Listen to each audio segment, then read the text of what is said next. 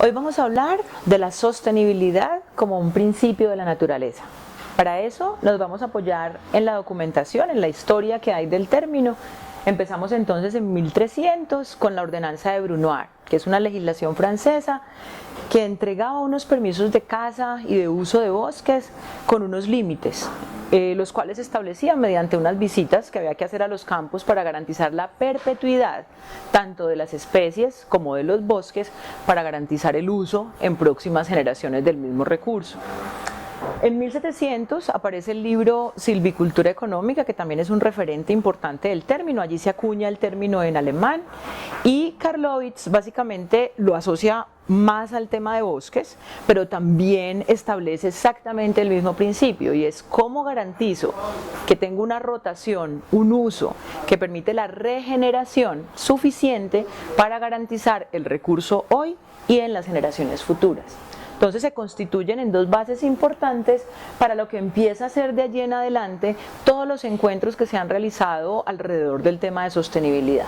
Y es entonces en 1983, con la Comisión Brundtland, cuando se establece el término que hoy generalmente entendemos más como sostenibilidad, alrededor de tres ejes: un eje financiero o económico, un eje ecológico y un eje social. Cómo todas las decisiones que nosotros tomamos, tanto a nivel personal como en las industrias, se hacen esas tres preguntas. Primero, ¿es económicamente sensible? ¿Tiene sentido? ¿Voy a poder quedar tranquilo después de tomar esta decisión económica en mi organización o en mi hogar? Lo segundo es, ¿tiene sentido para el medio ambiente? Eso significa que estoy generando un impacto cero o positivo para el medio ambiente. Y el tercero es, ¿tiene un sentido social? ¿Cómo impacta eso? ¿Cómo me impacta? ¿Y cómo impacta a las comunidades alrededor? Esas tres preguntas, ese equilibrio, es el que constituye la definición que tenemos hoy en día de sostenibilidad.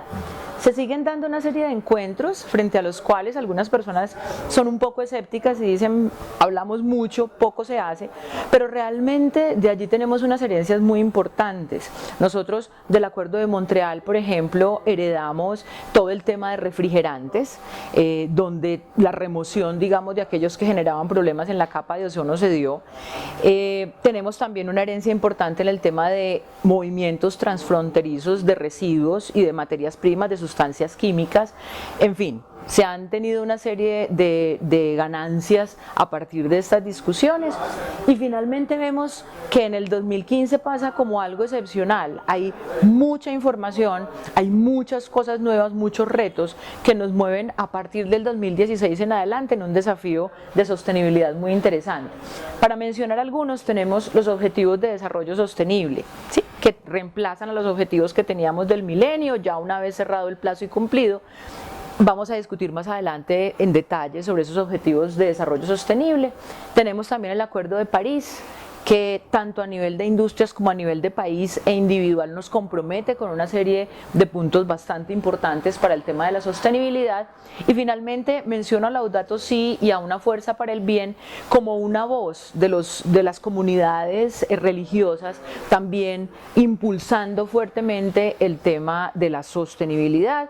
La casa como un bien común en el caso de Laudato Si, y en el caso de Una Fuerza para el Bien con el Dalai Lama, dándole un impulso y diciendo, miren, el análisis de ciclo de vida, del cual discutiremos posteriormente, va a ser la medida por excelencia que nos va a ayudar a encontrar mejores decisiones de sostenibilidad.